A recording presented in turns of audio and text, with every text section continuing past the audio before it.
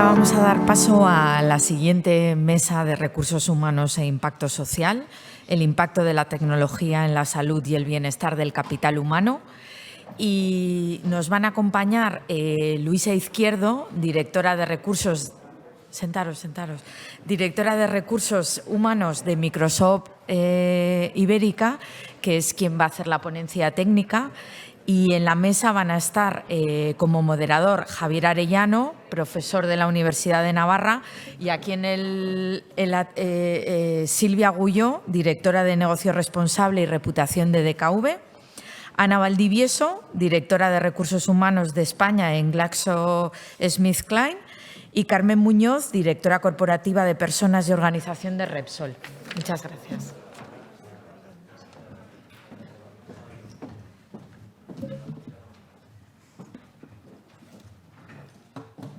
Buenos días. Uy, sí, se me oye bien, ¿verdad? Bueno, en primer lugar, dar las gracias a todos los organizadores por darnos la oportunidad de hacer una reflexión sobre un tema que llevo muy cerquita de mi corazón, que es tecnología y el impacto de la tecnología en el bienestar de los empleados. Y solamente deciros que a mí lo de ponencia técnica casi que se me queda un poco grande. Mi objetivo en realidad es compartir algunas reflexiones y algunos aprendizajes para poder dar luego pie a una conversación que será seguro muy interesante, acompañada de mis super colegas que tengo aquí al lado.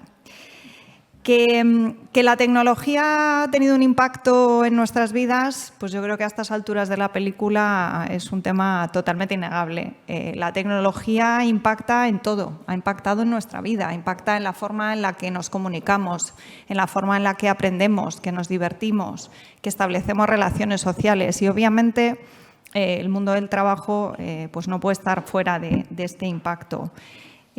También comentaros que, lógicamente, y como no podía ser de otra manera, mi aproximación a nivel personal, pero también desde Microsoft, es ver la tecnología siempre como un habilitador.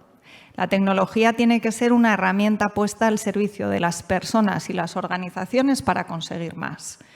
Y como todas las herramientas, no tienen necesariamente alrededor de ellas adjetivos. Las herramientas se pueden utilizar bien, mal y regular.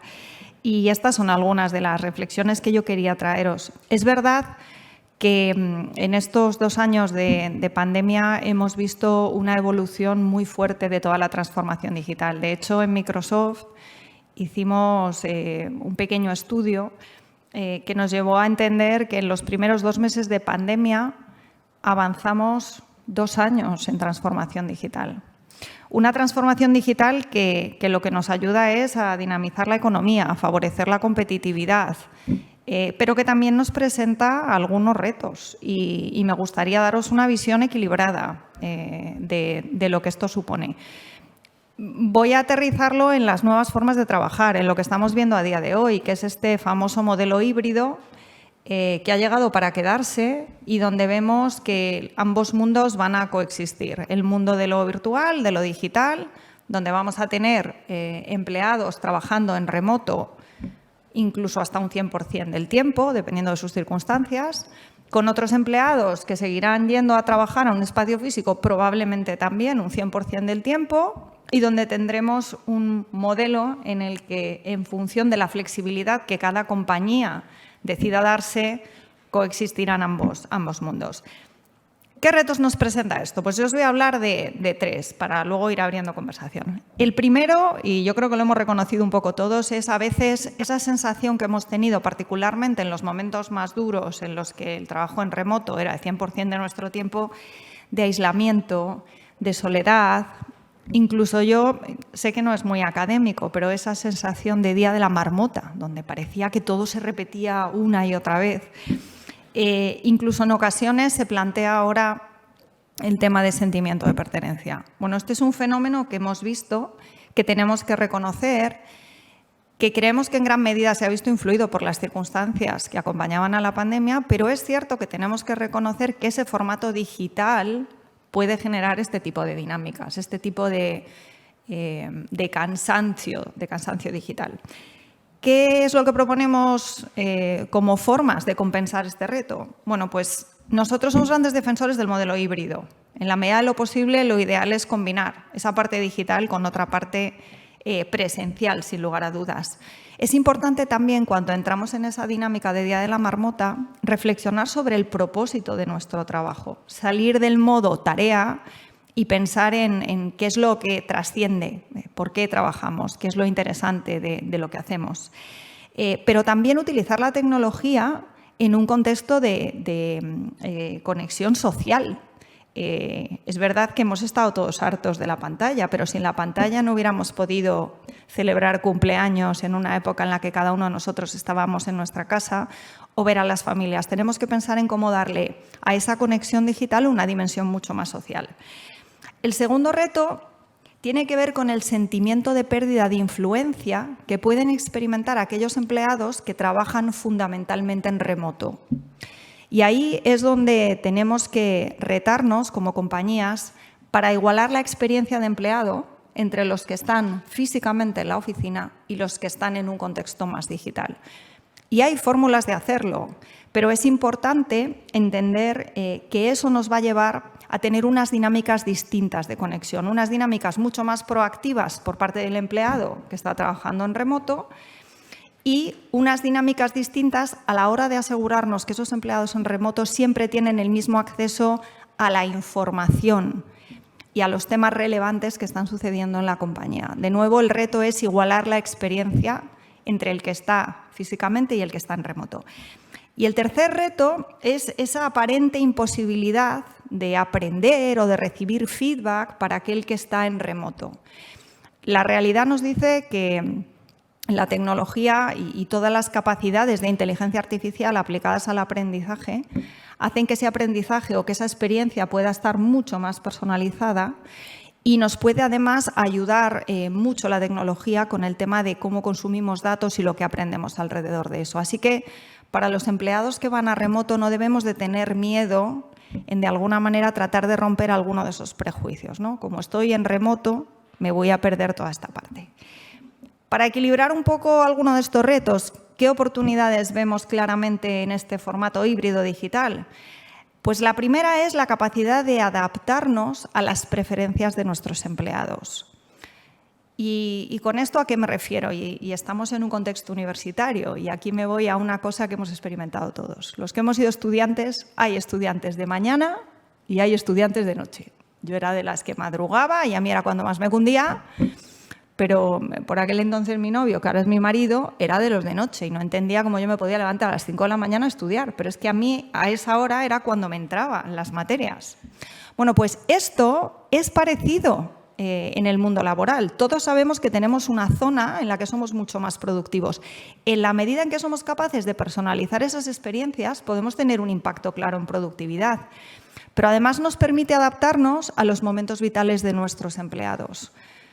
Hay empleados en los que por su momento vital lo que quieren es estar más tiempo en la oficina. Nos pasa mucho con los millennials, que de alguna manera han encontrado en la oficina esa forma de conectar, de hacer relación. Otros empleados que en un momento de su vida lo que necesitan es trabajar más tiempo en remoto para poder integrar mejor su vida.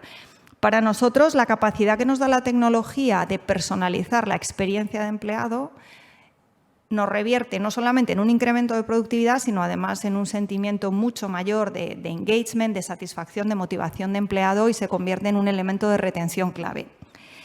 La segunda oportunidad tiene que ver con el contenido de los puestos. Todo lo que sea susceptible de ser automatizado se automatizará. Las tareas más repetitivas, las tareas de alguna forma también más tediosas podrán digitalizarse. Y eso nosotros lo vemos como una grandísima ventaja, porque eso lo que hará es que los contenidos de los puestos sean mucho más ricos, más creativos, más innovadores. De alguna manera es otra forma de generar productividad. Le dejamos a la máquina aquellas tareas menos interesantes, más repetitivas y donde además, cuando están bien automatizadas, no habrá margen de error, podremos aprender del dato y dejamos que nuestras personas se dediquen a lo que las personas sabemos hacer mejor, que es generar empatía, crear, innovar, estar con el cliente, estar con sus empleados si son gestores de personas. La tercera gran oportunidad, que a la vez es un reto, y sé que por ahí habrá alguna pregunta, es la tecnología nos puede ayudar a generar entornos mucho más inclusivos. Y ahí es donde, de alguna forma, tenemos un reto a las tecnológicas que tiene que ver con cómo democratizamos el acceso a la tecnología y cómo generamos una tecnología mucho más cercana a las personas, mucho más sencilla de utilizar, para que la tecnología no se convierta en una barrera.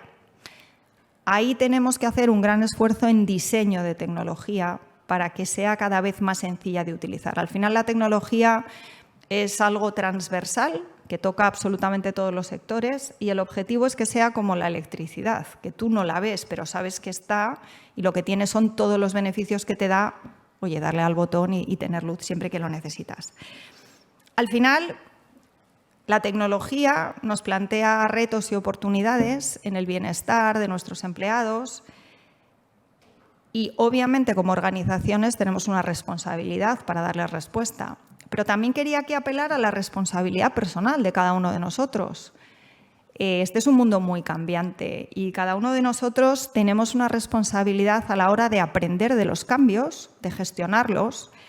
Tenemos una responsabilidad de proteger nuestra salud física y también mental, estableciendo límites y tomando perspectiva en determinados momentos que nos ayuden a entender qué es lo que está pasando y no poner todo en manos de la compañía. Y al final, cuando sea necesario, pues pedir ayuda, que también es muy sano. Estas son mis reflexiones con las que quería arrancar la mesa y abrir una conversación que seguro que va a ser muy interesante.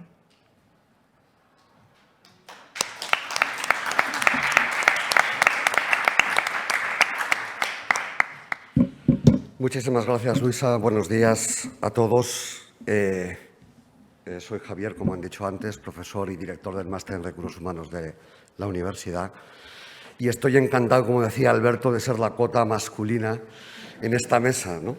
Y me temo que voy a ser también un poco el abogado del diablo y os voy a someter un poco a presión.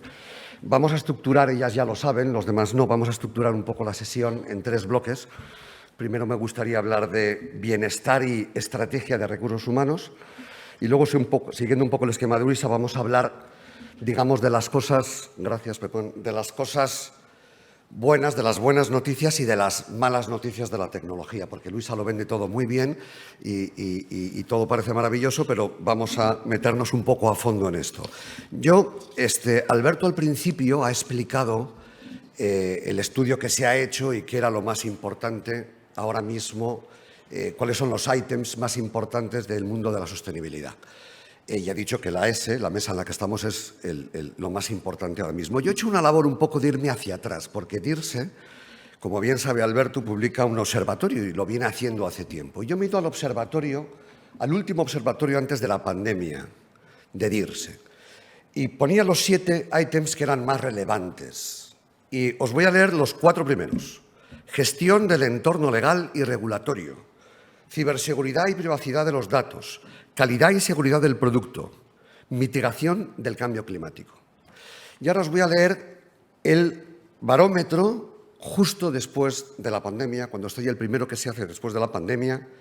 Los 4 ítems más importantes son salud y seguridad de los empleados, salud y seguridad de los clientes, bienestar, salud mental y psicológica del empleado y ética empresarial. Ninguno de los 4 ítems que estaban en el primer observatorio antes de la pandemia están siquiera entre los 7 de después. Claro, lo cual me lleva a una pregunta. Porque es verdad que el tema del bienestar y la seguridad y la salud del empleado es bueno, porque está el absentismo, está menos motivado, puede ser menos productivo.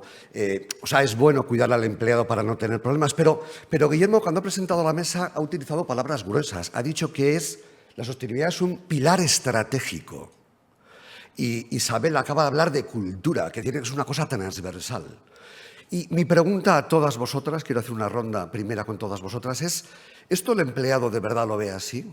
En el Employee Value Proposition que hablamos del empleado, ese valor, ¿el empleado realmente lo percibe así? ¿Que la sostenibilidad para él su bienestar es algo que la gente va a elegir una empresa realmente, no porque se puede progresar profesionalmente, no porque tengo un gran avance intelectual, profesional, etcétera, sino porque resulta que tengo más bienestar. ¿Esto nos lo creemos? Hacemos un poco de derecha a izquierda, por favor. Luisa. Yo creo que es un elemento clave. ¿Es el único? Pues probablemente no, pero también tengo una cosa clarísima y es que si ese falla, se te caen todos los demás. Si tú das excelentes oportunidades de carrera, capacidad de aprender, de trabajar en un proyecto importantísimo, pero no cuidas de tu gente, la capacidad de retenerlos va a ser, yo creo que cortita. Sí, Luisa, ¿se me oye? Sí. La verdad es que hablar hoy de bienestar es, con todo lo que está pasando, venía justo ahora de una reunión del comité de crisis, tenemos 400 empleados en Ucrania y realmente el bienestar cobra un sentido totalmente diferente, ¿no? Para nosotros, que somos una compañía farmacéutica que cuidamos de la salud, el propósito de nuestra compañía y el bienestar del empleado son dos pilares básicos que, sin duda, sabemos que son uno de los pilares para atraer el talento a la organización. Y hoy cobra más sentido que nunca, ¿no? Nosotros, la organización se ha volcado en que estos 400 empleados y sus familias tengan un sitio para estar fuera de Ucrania. Estamos sacando a la mayor parte de personas que podemos y a sus familias y colaborando de manera significativa. Entonces, el propósito junto con el bienestar creo que no lo podemos separar y que son absolutamente básicos. Y un día como hoy, pues, ¿qué podemos decir, no? Carmen. Bueno, yo creo que dentro de lo que es la estrategia de cualquier compañía, de cualquier organización, la gestión motivadora de la plantilla es absolutamente fundamental. Antes lo decíamos, es que las personas son las que mueven las organizaciones. Para tener una plantilla motivada, comprometida, productiva, eficiente, tienes que tener unos empleados que se sienten bien, que se sienten a gusto. Pero yo diría que desde una perspectiva pues, muy global. Sentirse bien y sentirse a gusto, yo creo que ya no es la percepción esta más antigua de la salud versus la enfermedad. Es una perspectiva más global de cómo apoyo a mi empleado para que se sienta bien en el entorno laboral, cómo le ayudo también en su entorno doméstico, en su entorno particular, para que realmente tenga esa capacidad de dar lo mejor de sí mismo, y más vale que lo metamos en la oferta de valor al empleado. Otra cosa es que, teniéndolo muchas veces muy bien incorporado dentro de nuestra oferta de valor, no somos muchas veces capaces de venderlo lo suficientemente bien como para que el empleado entienda que realmente tenemos una oferta muy potente, muy global, en la que realmente recursos humanos y la empresa generan ese contexto, dan esas herramientas, pero es el empleado también el que se tiene que preocupar de su propio bienestar y con la ayuda de nuestros managers y nuestros líderes, que tienen mucho que decir en esto. Buenos días. ¿Se me ve? Sí. Sí. Pues mira, a mí me gustaría citar uno de los indicadores que nuestro consejero delegado le da más importancia, es la implicación del empleado. Y la implicación del empleado pasa por tener un proyecto que claramente esté vinculado a un propósito. Ahora hablamos mucho de integrar el propósito en la estrategia. En DKV llevamos más de 20 años con el tema de responsabilidad empresarial y en todas las encuestas, los datos que tenemos, es uno de los motivos de orgullo de los empleados, todo el tema de la sostenibilidad, y lo vinculamos completamente, como no podía ser de otra manera, a la salud. Si somos una empresa de seguros de salud, aunque también tenemos otro tipo de seguros, vida, hogar, decesos, pero lo más importante es salud, nuestro propósito tiene que ver con salud, que es juntos actuamos por una manera más saludable, y está metido en la estrategia, todos los proyectos están alrededor de esto, entonces cómo no cuidar de la salud del empleado, cómo no cuidar de también el impacto en tecnología, todas estas nuevas formas de trabajar. Tenemos datos pues, que claramente nos confirman qué es lo que esperan los empleados y también como elemento de retención de talento y atracción de talento. Los que conocen todo el compromiso de DKV, cuando llegan y quieren conocer la empresa, es lo que más valoran. O sea, en el momento de las entrevistas de trabajo, esto ahora es algo que no vale solamente decirlo con una frase que quede bien. Hay que tener los datos, demostrarlo y realmente pues, creo que esto ya no hay duda, ¿no? Que esto ya es la realidad en la que nos encontramos ahora. Vamos de la filosofía o de las grandes ideas a cosas un poquito más concretas. Has mencionado el tema de que en tu empresa se valora especialmente ese indicador. De indicadores quiero hablar con Ana. Decía Peter Drucker que lo que no se gestiona, lo que no se mide no se gestiona, ¿verdad? Y si algo es sostenibilidad, la palabra que se menciona muy habitualmente es transparencia, ¿no? Veo en el público a Juan Guerrero, de Willis Towers Watson. El otro día comentaba con él precisamente los problemas que hay ahora para llevar el tema de la sostenibilidad a la remuneración de los directivos y cómo los indicadores de sostenibilidad tienen que estar ligados a la retribución de los directivos y todo el esfuerzo que hay que hacer en ese sentido, ¿no? Hablemos de indicadores. Hay muchas dimensiones en el bienestar físico, bienestar económico, bienestar emocional, sentirse acogido, etcétera. ¿Cómo medís? ¿Cuáles son vuestros indicadores de referencia para medir el bienestar, salud de los empleados? ¿Qué estáis utilizando? No, tenemos varios. El primero es la encuesta de clima, que realizamos cada 6 meses y realmente nos da una buena indicación de cuál es la salud general de la organización y cómo perciben nuestros empleados que estamos cuidando de su bienestar en todos los sentidos, mental, físico.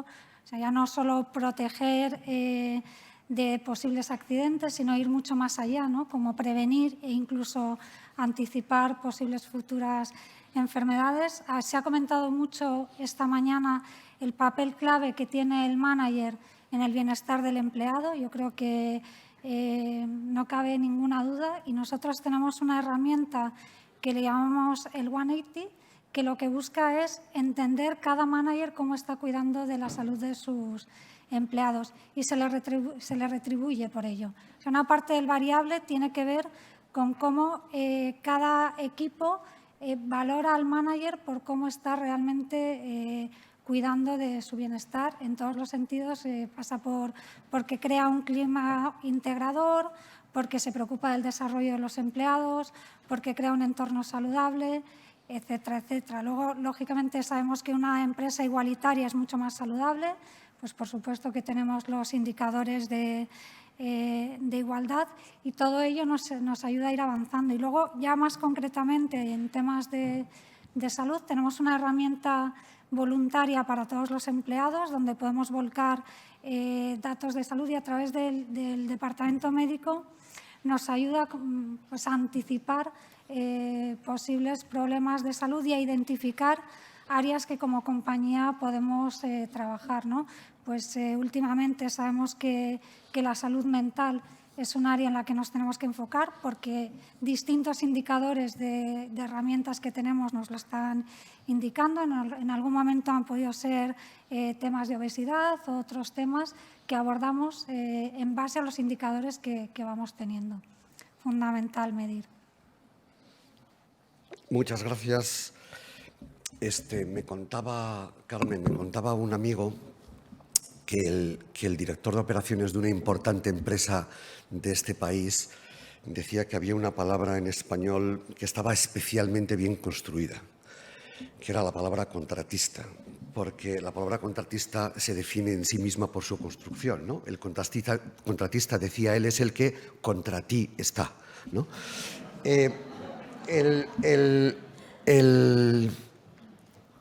Sostenibilidad es absolutamente contrario a esta forma de verlo, ¿no? Hemos hablado de la sostenibilidad ambiental antes, hemos hablado del alcance, el perímetro del valor. Las cosas no se circunscriben solo a intramuros de la empresa, no solo es un problema mío, sino que es un problema también con mis proveedores, con mis clientes, toda la huella de carbono no es solo mío.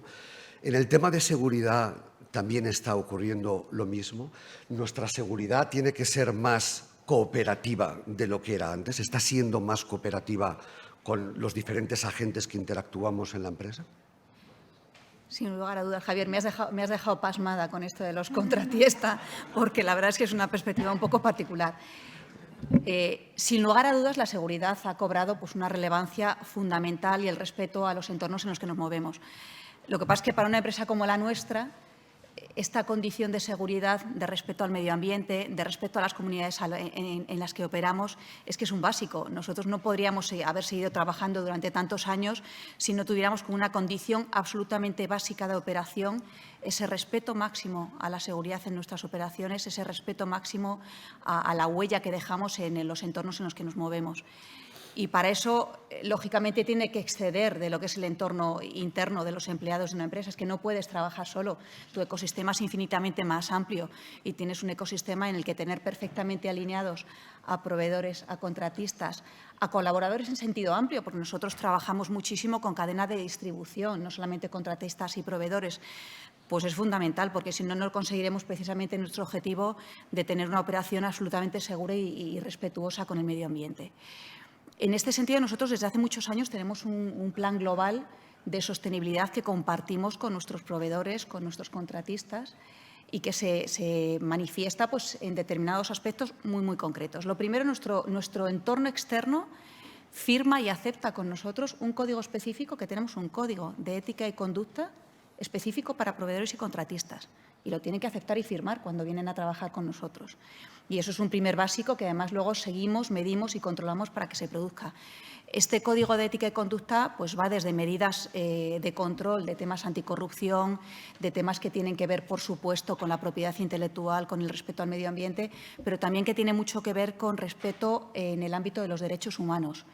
Al contratista, al proveedor, le exigimos también una política muy concreta de respeto en el trabajo, de respeto en las formas en las que contrata, de diversidad en su ámbito de actuación, de respeto máximo pues, a principios básicos que para nosotros son evidentes, como es la negociación colectiva, el derecho a un salario justo, el control incluso de toda la cadena de trabajo, mucho más del proveedor directo. Pues fijaos que nosotros cuando nos planteamos un caso concreto, nuestros EPIs, nuestros uniformes en toda nuestra plantilla, aseguramos muy bien que todo aquello que compramos y que facilitamos a nuestros empleados y a nuestros distribuidores se asegura la calidad de producción, no solamente al que lo compramos directamente, sino a todos los proveedores que hay detrás en esa cadena. Por lo pronto, primer punto, control absoluto en este ámbito de exigencia al proveedor. Segundo ámbito, tiene mucho que ver también con aspectos divulgativos y de comunicación y de información a nuestra cadena de valor. Nosotros tenemos en nuestra web un entorno de gestión sostenible de nuestra cadena de suministro, se llama así, gestión sostenible de nuestra cadena de suministro, en el que compartimos pues, con nuestro entorno externo todo lo que tiene que ver también con nuestros compromisos particulares, con la Agenda 2030 y con los Objetivos de Desarrollo Sostenible. Y hay un foro en el que se generan pues, conversaciones muy interesantes con nuestro entorno externo en todo lo que tiene que ver con esta gestión sostenible de nuestra cadena de suministro. Trabajamos luego mucho en información, pero también en formación.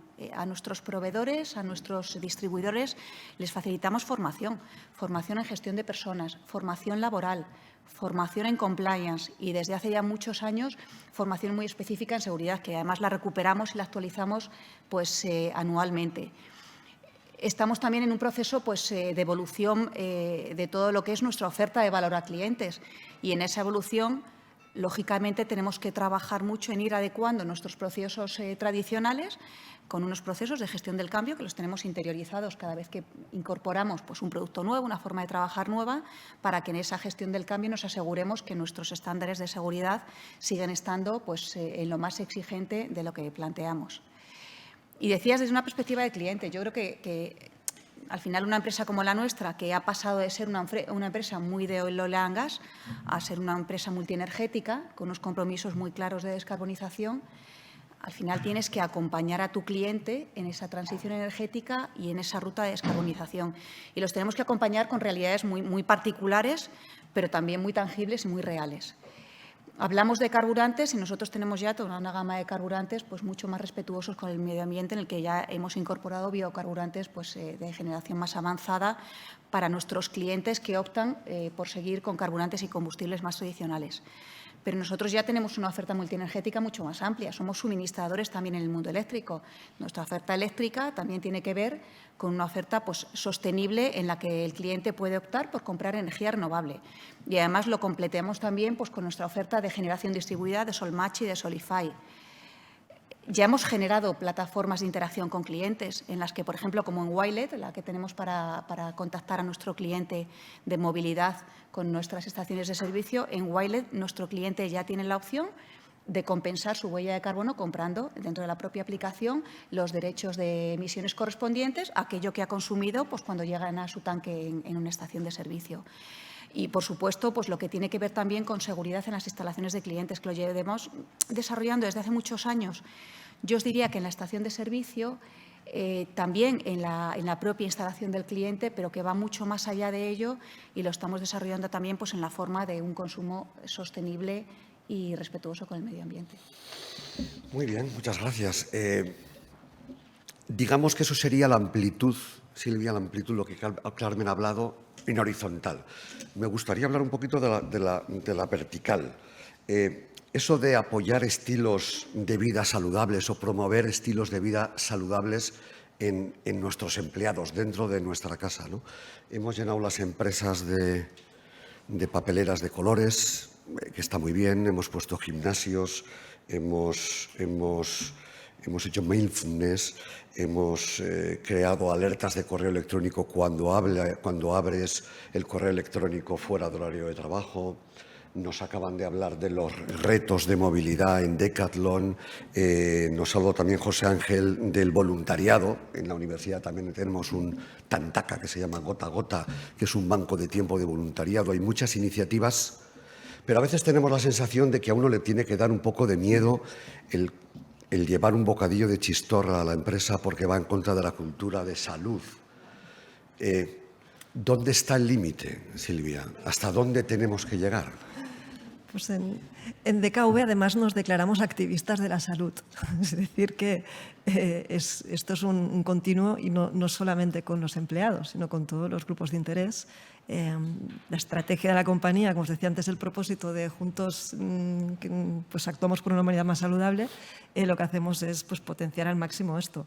Y es un tema también de coherencia con la estrategia de la compañía. Si queremos ser la mejor opción de salud para acompañar a nuestros clientes, tenemos que empezar por nuestros empleados. Así que pues todas las acciones que comentabas, puedo sumarle las clases de yoga, formaciones en primeros auxilios, en fin, todo lo que se os pueda ocurrir que hacemos. Varias empresas, webinars, programas para dejar de fumar, un servicio de fisio, lo que sea. Entonces, yo creo que la clave aquí para el señor del bocadillo de chorizo es que Chistorra. de chistorra, perdón, es que todo esto sea opcional y que pueda escoger. Y si no le gusta la meditación, pues igual le gusta el curso de primeros auxilios. Y se respeta siempre la voluntad de cada uno y no hemos llegado a detectar que haya una molestia alrededor de esto y tenemos los canales y las encuestas para hacerlo. Y de hecho al contrario, y específicamente durante la pandemia lo que hemos visto es mucho agradecimiento por parte de los empleados de las acciones que hemos puesto en marcha. También desde la perspectiva, y lo hablabais antes, importantísimo de la salud mental y el bienestar emocional. Hicimos pues varias formaciones a los directivos, a los responsables de equipos en cómo saber liderar a equipos en remoto, en trabajar esa cercanía, en hacer llamadas personalizadas o Zooms informales, es decir, cómo compensar toda esta situación de aislamiento para que realmente se sintieran acompañados en esta parte de salud más emocional. Y se habilitó un teléfono, sigue ya habilitado, 24 horas, gratuita, de atención psicológica. Me pasaron el otro día, es completamente confidencial, pero sí que ves los temas y el uso que se ha hecho el teléfono, y hemos podido acompañar a empleados pues, que tenían miedo de salir de las casas o que tenían un problema de estrés con todo el tema de la desconexión, que imagino que lo haremos luego porque también ha sido un tema importante. Y en fin, como muy agradecidos. Yo creo que la clave está, aparte de que sea opcional, en que también sea que motivemos, que sean como divertido, que lo incentivemos, ¿no? Por ejemplo, nos preocupaba mucho la parte de salud emocional y se puede hacer muy sencillo. Montamos una encuesta de 3 preguntas a nuestros empleados que definieran qué emociones son las que estaban sintiendo, y a partir de aquí se hacía un panel de colores. De manera que si estaban más estresados, agobiados y con miedo, pues eran colores más oscuros, rojos, y se hacía ese panel. Y si era más optimista, pues color más clarito, más verde. Y esa misma foto la repetimos luego al cabo de unos meses. Compartimos la foto con los empleados y generamos debates, webinars con Víctor Coopers. Hicimos varias acciones desde la unidad que tenemos de bienestar emocional en la compañía para acompañarles. Entonces, sí que nos consta que es un elemento que no se percibe como invasivo, sino que lo agradecen mucho y creemos que es la línea. Y además, es también, es que nuestro caso es especial, ¿no? Como empresa de salud. Tenemos la aplicación Quiero cuidarme más y allí cada uno puede hacer un cuestionario de salud y te pone una nota, le llamamos el índice de vida saludable, a partir de qué tal duermes, qué es lo que comes, si haces mucho deporte, exposición a la naturaleza, tema de estrés, y de ahí sacan retos y sacan diferentes actividades que puedas hacer. Con lo cual, bueno, es voluntario, lo pones así atractivo y cada uno, pues evidentemente, es libre mientras no se crucen determinadas fronteras de imposición, todo lo que sea promover estilos. Cada uno encontrará aquel que le atraiga más. Y a uno no le gustará el deporte, pero igual sí que le gustará otra cosa. Y yo creo que con esa estrategia, al menos los resultados que estamos obteniendo pues son muy positivos. Y especialmente diría que donde hay que seguir desarrollando mucho en las empresas es esta parte de salud mental y de bienestar emocional. Hablaremos luego de la salud mental porque es un tema, sin duda, muy importante, pero vamos a movernos al bloque de la tecnología como habilitador de oportunidades para la mejora del bienestar de los empleados. Luisa Ana nos lo ha venido muy bien, claro, era de esperar, Microsoft, tecnología, claro, ha dicho aquello de... Ahora, que soy de recursos humanos, que no soy vendedora. Pero se puede llegar a los recursos humanos desde muchos sitios, antes un financiero, luego hablaré. Entonces, decías antes que hemos avanzado en 2 meses lo que no habíamos avanzado en 2 años, ¿no? ¿Cómo mejora la digitalización, esa digitalización en la que hemos avanzado tanto, esa tecnología, cómo mejora el bienestar de los empleados, Ana? Pues es que me sumo a lo que comentaba Luisa, ¿no? Realmente nos ha permitido adaptarnos a las necesidades de cada empleado en cada momento. Y es verdad que cada uno tenemos unas preferencias. Hay gente que prefiere trabajar en la oficina y tenemos el espacio para las personas que quieran trabajar el 100% en oficina. Hay personas que el trabajo lo permite y prefieren trabajar 100% en remoto. Y por el tipo de puesto que tienen, porque que estén en remoto no supone un incordio para personas que trabajan en sus equipos, que eso es importante, ¿no? No es solo la preferencia de la persona, sino el impacto que el trabajo de esa persona tiene en otros, ¿no? Entonces, nosotros sí que hacemos un análisis muy exhaustivo de cada posición del equipo y buscamos el mejor equilibrio entre las preferencias de las personas, las necesidades de la organización y del equipo en el que trabaja. Y llegamos a un acuerdo, que hay 1000 tipos de acuerdos diferentes, pues como personas hay en la organización, ¿no? Quitando, por supuesto, las fábricas y quitando las personas que son visitadores médicos, que bueno, pues tienen unas necesidades especiales, pero incluso hemos encontrado formas de flexibilizar el trabajo de colectivos que eran 100% presencial, como por ejemplo en el laboratorio. En el laboratorio hemos sido capaces de encontrar qué tareas tienen que ser presenciales y qué tareas pueden realizar en remoto, si quieren o no, porque hay muchas personas que las pueden realizar en remoto, pero prefieren ir a la oficina y es perfecto, ¿no? Y yo creo que eso también nos ha hecho reflexionar sobre el tipo de espacio que necesitamos, cómo asegurar que las personas que quieren ir a la oficina tienen el espacio adecuado, porque ahora mismo hay una gran corriente de, bueno, pues como vamos a tener menos personas, los espacios que dejamos en la oficina muchas veces no invitan a trabajar o no son lo suficientemente adecuados para que las personas que quieren trabajar en la oficina tengan los recursos necesarios, ¿no? Pues por una parte eso, flexibilidad, y por otra para nosotros ha supuesto nuevas oportunidades de desarrollo. Se han creado en la organización muchísimas posiciones que llamamos agnósticas en cuanto a localización, y eso ha hecho que personas que no tenían movilidad puedan optar a posiciones que estaban vetadas para ellos, porque tenían que irse a Londres o tenían que irse a Bélgica a desarrollarlas, y hoy por hoy las pueden realizar desde España, viajando puntualmente a estos países. Esto hemos visto que, sobre todo para mujeres, que teníamos en general menos movilidad, eso es un dato sin más, pues se han abierto oportunidades que antes no tenían y yo creo que eso es fantástico. En temas de aprendizaje, bueno, pues ¿qué os voy a contar, ¿no? El mundo que se nos ha abierto con la tecnología de acceder a recursos formativos y de desarrollo, de poder tener mentores en cualquier lugar del mundo, coach, bueno, lo que sea, ¿no? Se ha abierto un mundo de posibilidades infinito. Y para mí, como española, otra de las grandes ventajas que se nos ha abierto y que percibo, y bueno, que es una realidad, es que estamos atrayendo muchísimo talento de fuera que quiere trabajar en España, que puede trabajar en remoto y que quiere trabajar en España. Yo creo que en este caso el Gobierno tiene una gran oportunidad si queremos hacer de España un foco de atracción y de personas que quieran trabajar desde aquí. En general son personas que vienen con muy buenos salarios, buenas condiciones, que van a tributar aquí. Creo que es una oportunidad espectacular que no podemos dejar pasar. Y mejora su bienestar seguro si vienen a vivir con nosotros. Sin duda, imagínate, entre trabajar en Bruselas y Málaga, porque nadie viene a Madrid, eso sí, ¿eh? Sí. Todos van a Málaga, Alicante, Valencia, algunos a Canarias, muchos a Mallorca, pero a Madrid, de momento, pocos. Carmen, claro, industrial, te toca el tema de los riesgos. Fíjate, tecnología y riesgos, pero sabes que provengo de un mundo, yo vengo del lado oscuro.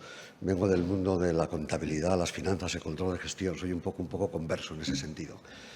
Hay un concepto en contabilidad que es muy interesante, que es el principio de prudencia. El principio de prudencia viene a decir que las empresas tienen que reconocer los ingresos cuando se producen, pero los gastos los tienen que reconocer en el momento en que los conocen. O sea, no cuando se producen, sino cuando ya se conocen, ¿no? La pregunta es cuándo una empresa conoce un gasto o una pérdida, ¿no? Entonces ha habido una gran evolución y una contestación muy diferente a la pregunta de cuándo conoce una empresa el gasto. Al principio era pues cuando tienes un cliente, un banco, por ejemplo, tiene un cliente que le tiene que devolver un préstamo y cuando vence el préstamo y no lo ha pagado es el momento de reconocer. Pero se avanzó un poquito más y dice, oye, no, tú tienes posibilidad de conocer que el cliente ya ha quebrado y con lo cual, aunque no haya llegado el vencimiento, tú realmente ya sabes que no vas a cobrar, por tanto, tienes que reconocer en ese momento. Una vuelta de tuerca más lleva a decir, no, tú tienes que estar continuamente revaluando tus activos y viendo cuál es la probabilidad de default, ¿no? Cómo de probable es que tú no vayas a cobrar. Entonces tienes que estimar, ver todos tus activos, examinarlos y ver la calidad que tienen y deteriorar esos activos o provisionar los que decíamos antes, ¿no? Y una vuelta más de tuerca todavía dice, no, porque tú no tienes que esperar a que tus activos se deterioren, porque tus activos se deterioran cuando hay unas condiciones determinadas en el mercado. Por tanto, tú tienes que explorar y conocer las circunstancias que hacen que tus activos se deterioren y cuando se dan esas circunstancias ya tienes que reconocer que tienes una pérdida. Y todavía más allá, el regulador financiero está pidiendo hoy en día a los bancos que hagan modelos, que utilicen el Big Data y hagan modelos para tratar de descubrir cuáles son las variables relevantes que pueden hacer que afecte. Cuento toda esta historia, Carmen, porque me parece que el tema de los riesgos laborales puede ir un poco en esa línea, ¿no? Que en principio las empresas nos preocupamos mucho de paliar los accidentes, luego de prevenir los riesgos de los riesgos que conocíamos, luego de predecir y tratar de ver cuáles son riesgos y ahora tenemos que buscar qué variables pueden generar riesgos, ¿no? ¿Cómo ha cambiado la tecnología? Y sobre todo esa gestión de riesgos, vuelvo un poquito al anterior del alcance, ¿es colaborativa con la información que te dan de fuera? Pues efectivamente ha cambiado mucho la forma en que medimos riesgos y anticipamos riesgos. Nosotros, menos mal, somos los de recursos humanos, no deterioramos nuestros activos. Siempre trabajamos para que nuestros activos estén perfectamente en primera línea de revista. Pero es verdad que han cambiado mucho las cosas. Fíjate que nosotros la forma que teníamos tradicional, desde las perspectivas de gestión de personas, de medir pues, cómo estaban nuestros empleados, eran las tradicionales encuestas de cultura, encuestas de clima, que las lanzábamos como un proceso pues, bastante pesado, una vez al año, una vez cada 2 años, dependía de cada organización. Es verdad que son ciclos de consulta de empleados que son interesantes y los tenemos que seguir manteniendo, pero los complementamos con otras muchas formas de capturar y de seguir las perspectivas de bienestar, de salud, de forma de trabajar de nuestros empleados.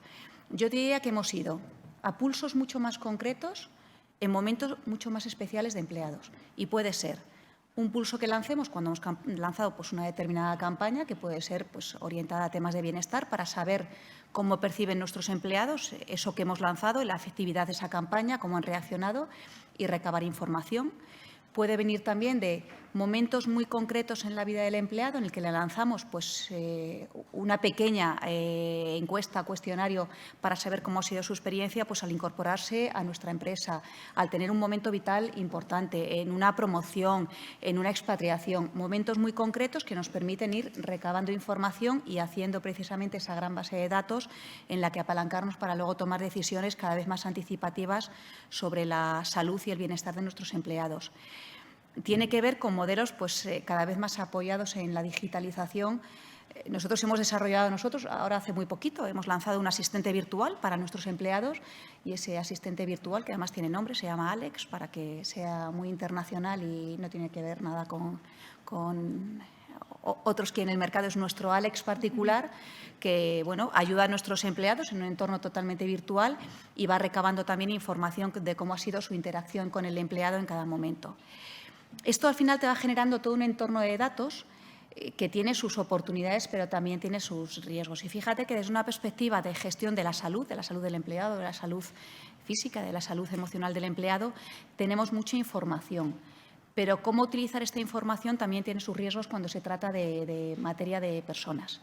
Ahí tenemos que tener pues, un equilibrio muy delicado entre lo que es la protección de datos personales de los empleados, en los que podría ser muy invasivo utilizar información médica que tenemos, y tenemos mucha, para anticipar posibles campañas o posibles recomendaciones, con lo cual lo que nosotros hacemos es utilizar esos datos agrupados de una perspectiva estadística y datos de evolución, para irnos anticipando pues, a temas que vamos viendo. Y, por ejemplo, ahora, escenario post-pandemia, pues estamos muy ocupados en analizar tendencias en las perspectivas más emocionales y más de riesgos psicosociales que tenemos en nuestros empleados, para anticipar campañas de prevención de ese tipo de situaciones. Fíjate que hay una cosa de la que se habla poco, pero yo creo que ahora tenemos una forma mucho más eficiente de trabajar, y es ver cómo interactúan nuestros empleados en su entorno laboral, para ayudarles a ser más productivos, más efectivos, y ayudar también a esa desconexión digital que nos preocupa. Y tenemos herramientas, y aquí tenemos a Microsoft, por ejemplo, que nos está ayudando muchísimo con herramientas de seguimiento de cómo actúan nuestros empleados, para recomendar dentro de este entorno de nuevas formas de trabajo, formas de interactuar más efectivas que permitan mucha más efectividad en los momentos de concentración, en los momentos de interacción entre empleados. Y esos momentos tienen que ser presenciales, tienen que ser híbridos, tienen que ser en una reunión, tienen que ser en cómo compartir documentos. Eso te ayuda mucho a tener una forma de trabajar más eficiente, que acaba siendo más productiva, que acaba teniendo un reflejo en la motivación de la gente y, por tanto, en el bienestar. Con lo cual, la tecnología nos ayuda, pero nos ayuda también con cierta precaución en ese uso masivo de datos, que tiene que ser muy respetuoso con la privacidad de la persona individual y de los equipos también. Silvia, personalización es una palabra que se ha escuchado bastante, y personalización tiene que ver, se me ocurre, con inclusión y accesibilidad. Se dice que el bienestar es pasar de la igualdad a la equidad. No es dar a todos lo mismo, sino dar a cada uno lo que necesita. ¿Cómo la tecnología, cómo esa posibilidad de personalización nos ayuda a mejorar en inclusión? Muchísimo, o sea, no sabría por dónde empezar. Es toda una revolución. O sea, ¿a qué áreas no va a afectar todo este nuevo mundo que se nos abre del Big Data, de la digitalización, de conseguir, en fin, yo quiero pensar que van a cambiar muchas cosas, y que el café para todos ya va a quedar un poco caducado, y que la tecnología pues, nos permite aceptar lo que es la gestión de la diversidad, la gestión de la complejidad, y que las excepciones no sean un problema, sino que sepamos manejar todo esto de una forma mucho más ágil de lo que hemos sido capaces hasta ahora. Si lo llevamos al ámbito de la salud del empleado, claro, siempre respetando la intimidad y determinadas líneas rojas que hay que ir con mucho cuidado, pero en la medida que podemos conocer cómo le podemos ayudar, nos abre muchas posibilidades. Un plan de prevención lo podemos personalizar muchísimo porque no va a tener las mismas necesidades de prevención una persona joven que otra persona que ya está en otra edad, o según el género, o según pues, la salud y determinadas patologías que pueda tener. Eso es un tema que realmente está ahora, digamos, empezando con mucha fuerza y nos permite ir realmente a dar soluciones que las van a valorar porque están más personalizadas. Otra forma de personalización sería todo lo que es la telemedicina. Entonces, según la patología, puedes hacer un tipo de telemedicina u otra. E incluso también el seguimiento remoto en pacientes. Y esto ahora es lo que a nivel de prevención se está trabajando mucho. Este modelo híbrido no se trata de si voy a ir presencial o lo hago online, ¿no? La visita con el médico, sino de cómo trabajar un sistema que sea híbrido y con qué nuevas tecnologías podemos ofrecer un buen seguimiento en la casa, ¿no? Con qué temas de medición. Y cuando estamos hablando de equidad, pues se puede llevar también a cuando estás evitando desplazamientos y puedes ofrecer determinadas soluciones en una ciudad, pero queda más lejos a alguien que está fuera o a alguien que le cuesta desplazarse, ahora el hecho de tener desde teleucis y telemedicina, realmente estamos en otro mundo, que estamos ahora empezando y que realmente pues, va a ayudar mucho en esta inclusión.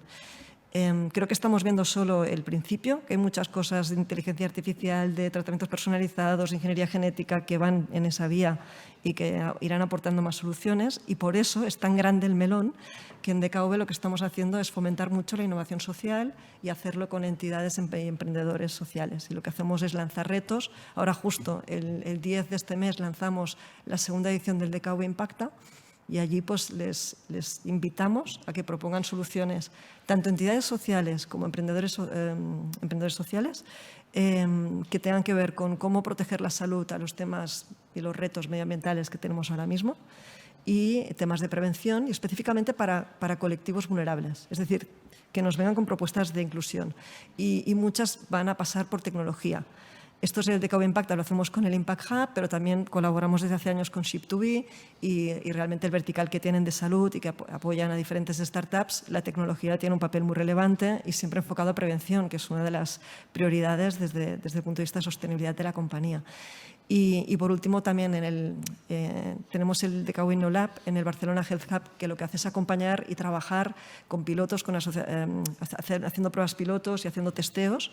Hay un Living Lab allí con asociaciones de pacientes de forma muy colaborativa y ahí está súper presente esta necesidad de ser más inclusivos y tener en cuenta cómo esta personalización y esta tecnología nos está llevando a otra dimensión y queda mucho por hacer, pero realmente creo que vamos a ver un salto en todos estos temas de inclusión gracias a la tecnología. Muy bien, nos quedan 5 minutos, pero no quiero dejar de hablar un poco de los problemas, aunque algunos ya han salido, por eso os pido mucha brevedad a todas. Ana, ¿qué estáis detectando con problemas de hiperconectividad, de falta de problemas de desconexión? Hoy tenemos que tomar decisiones casi prácticamente en cualquier momento del día, si trabajar o no. En el autobús puedes coger el móvil, tal. ¿Cómo el intrusismo del trabajo? ¿Qué estáis detectando en este sentido de salud mental, equilibrio?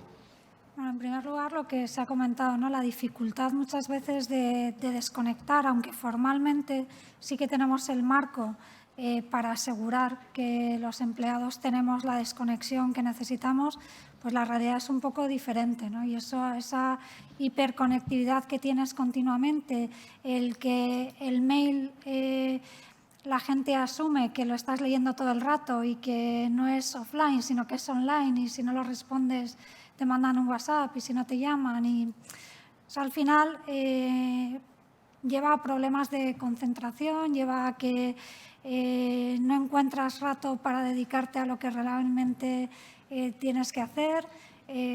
Vemos que hay un incremento de problemas mentales relacionados con estrés, relacionados con ansiedad. Lo que estamos haciendo es muchísima formación a la organización, primero para que cada uno, que es una responsabilidad individual, sepamos cuidarnos nosotros, sepamos establecer los límites y pongamos los límites. Nadie va a venir a ponérnoslos por nosotros, tenemos que ser nosotros, y a los managers también muchísima formación para también identificar cuando alguien en su equipo está en una situación estrés, de ansiedad que tengamos que abordar. Pero lo primero es formar a todo el mundo para que sea capaz de poner los límites que hacen falta. Eso es fundamental. Enlazando con la formación, Carmen, Luisa nos hablaba de que la tecnología enriquece el puesto de trabajo porque automatiza. Pero, Carmen, ¿no hay también incertidumbre de que igual no solo automatiza, sino que me sustituye? No solo los white collars, los blue collars, hablamos de la inteligencia artificial. Sí, hay incertidumbre y ahí estamos. Es responsabilidad de nuestras organizaciones precisamente neutralizar esa incertidumbre porque hay espacio para todos. Y ahí también va mucho de formación y mucho de información. Mucho de formación porque lo que estamos es evolucionando la forma de trabajar. Automatizas, robotizas procesos más repetitivos y que aportan menos valor en cuanto a lo que es el trabajo de las personas. Y eso es sano para la organización. Esto no es el robot contra la persona. Esto es la automatización y la robotización a favor de un trabajo de mayor calidad y en la que percibes pues, que puedes darle al empleado muchísimo más desarrollo. Pero para eso hay que formar al empleado. Y hay que formar al empleado, hay que capacitarlo y hay que evolucionar la forma en que trabaja pues, más apalancado en las nuevas tecnologías para que dedique más tiempo a la creatividad, a la estrategia, al análisis de información, a la propuesta y menos a la tarea repetitiva. Yo creo que estamos triunfando razonablemente las organizaciones, aunque nos queda mucho recorrido, y algunos que llevamos ya pues, bastantes años en proyectos de digitalización y de automatización, no hemos reducido plantilla. Lo que hemos es evolucionado nuestra plantilla, es verdad que con un proceso muy intensivo de formación para que sean capaces de trabajar de una forma distinta, mucho más en la mejora del proceso, en el producto para el cliente y menos en la tarea. Pero tenemos un reto ahí las organizaciones y tenemos que irlo trabajando con muchísima intensidad. Silvia, ¿y es un riesgo la tecnología para la igualdad de oportunidades? Todos tenemos en mente este señor jubilado que decía, soy mayor pero no soy tonto, ¿no? Y que se ha pegado con el banco. Oye, ¿podemos dejar a alguien atrás? ¿Hay brecha generacional? ¿La tecnología nos crea ese problema? ¿Estáis detectando eso vosotros? Hay que saber adaptarse. No vamos a dejar a nadie atrás. Desde luego, tenemos que ser capaces de adaptarnos a la forma de interactuar con cada uno de los grupos de interés, con los clientes, con los empleados. Y hay muchas formas de hacerlo. Yo me gustaría poner 2 ejemplos con los empleados. En DKV el promedio de edad es bastante grandecito, ¿vale? Entonces, la verdad es que hemos puesto en marcha diferentes iniciativas y el tema de la posible brecha digital, y especialmente, ¿no?, con COVID, que había que arrancar muchos proyectos allí, hicimos 2 cosas. Por un lado, lanzamos un programa de mentoring para que todas aquellas personas más allá de 55 años que consideraban que querían un apoyo en sus habilidades digitales, podían entrar en un programa de mentoring que daban los más jóvenes de la casa. Y este programa, que también es de reverse mentoring, porque es intergeneracional, funcionó muy bien, con una aceptación brutal y permitió pues adaptarse, ¿no?, a los tiempos y tenemos que estar en constante evolución y aprendiendo. Y otra forma de desarrollar las habilidades en la compañía, que además es muy bonita porque tuvo impacto social, es el programa Conectándote Seguro, en el que trabajamos con una entidad social, con ASAPME, y lo que hicimos fue identificar a determinados voluntarios en DKV que se iban a formar para hacer unos webinars en ciberseguridad y en protección de temas digitales. Se formaban y luego ellos, vía SAPME, llegamos como hasta 30 entidades sociales a colectivos vulnerables o personas que tenían en fin, necesidades de desarrollo de estas habilidades, que ellos formaran. Con lo cual, todo es adaptarse y hacer un acompañamiento y para cada uno de los grupos de interés se pueden buscar opciones siempre.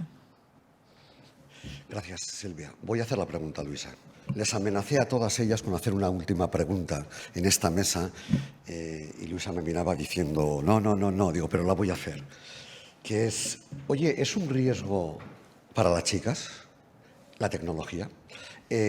Voy a argumentar, voy a dar 2 razones. Todas dijeron rápidamente no, pero voy a dar 2 razones para aquello de picar un poco la situación. 2 argumentos. Fíjate, durante la pandemia tuvimos la oportunidad de escribir el libro blanco del teletrabajo con la Asociación de Directivos de Capital Humano y una de las preguntas que hacíamos al hilo del trabajo híbrido era si preguntábamos en un momento de la entrevista, oye, ¿va a haber más mujeres que hombres que hagan trabajo híbrido? Y la respuesta era, pues no lo sabemos, pero quizá probablemente sí más mujeres que hombres. Oye, la desconexión y el sentido de falta de influencia es real y como has apuntado tú, es uno de los retos, ¿no? Y de los riesgos que hay con el tema del trabajo híbrido, ¿no? ¿Y esto puede limitar la posibilidad de prosperar, de promocionar en una empresa? Y la respuesta era sí. Si uníamos los puntos, teníamos ahí un riesgo, un argumento para decir esto. Y el segundo ha salido también en la primera mesa, ¿no?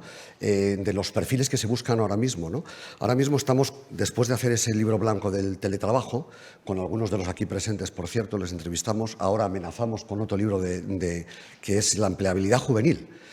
Y en la empleabilidad juvenil, una de las cosas que estamos viendo es el tema de las personas que eligen, o digamos que una de las causas de la dificultad de empleabilidad juvenil es que hay una proporción pequeña, la gente se forma mucho, nuestros jóvenes se forman, pero en una proporción pequeña en profesiones STEAM, ¿no? En grados STEAM. Ha salido antes que se buscan matemáticos que antes no. Pero sigue habiendo una proporción mucho menor de chicas que eligen este tipo de carreras. Juntamos estas dos cosas y eso puede desencadenar, no a corto plazo, pero a medio o largo plazo, un problema. Convencedme de que no. Muy rápidamente. Difícil contestar a esto rápidamente porque ahí hay mucha plancha, pero varias cosas. Las mujeres somos grandísimas consumidoras de tecnología y grandísimas compradoras de tecnología, que es una de las cosas que muchas veces olvidamos. Normalmente en las casas creo que no hay audiencia menor, pero creo que los pajes de Papá Noel y los pajes de los Reyes Magos son fundamentalmente femeninos y el consumo de tecnología por parte de mujeres es muy importante. ¿Dónde necesitamos más mujeres? Necesitamos más mujeres desarrollando tecnología. ¿Por qué? Porque eso hará que la tecnología también tenga esa perspectiva de género que en ocasiones es importante. Ejemplo claro, videojuegos. Los grandes consumidores de videojuegos son los chicos. ¿Por qué? Porque los que diseñan videojuegos son chicos y diseñan lo que a ellos les gusta. Ahí necesitamos más mujeres acercándose a la tecnología desde un punto de vista de diseño. El que las niñas no elijan carreras tecnológicas, yo creo que la culpa no la tiene la tecnología. Creo que requiere un análisis mucho más profundo de por qué, cuando Microsoft ha hecho estudios, ha visto que hasta aproximadamente entre los 7 y los 9 años de edad, el interés de las niñas por las carreras tecnológicas es igual al de los niños. Y es a partir de ahí donde empieza a decrecer. Pues hay responsabilidad colectiva. ¿Qué está pasando en la sociedad? ¿Qué está pasando a nivel familiar? ¿Qué está pasando desde el punto de vista educativo en la forma en la que les contamos a las niñas qué se hace con la tecnología? ¿Qué role models les estamos enseñando? Hablábamos de matemáticos. Si tú le dices a una niña, ¿te gustaría ser matemática? Te dice, ¿y una matemática qué hace? ¿A qué se dedica? Es que no tiene ninguna referencia. También les pasa a los niños, ¿eh? Por ahí hay tela que cortar, pero no creo que el causante de eso sea la tecnología. Y que la tecnología genere desigualdades, de nuevo, tiene que ver con cómo la aplicamos. La tecnología per se puede ser un grandísimo habilitador. Hay que estar pendiente, siempre, siempre, como con todas las herramientas, hay que aplicarlas bien. Un temazo con muchos temas de debate, pero no será otro día. Muchas gracias a todos.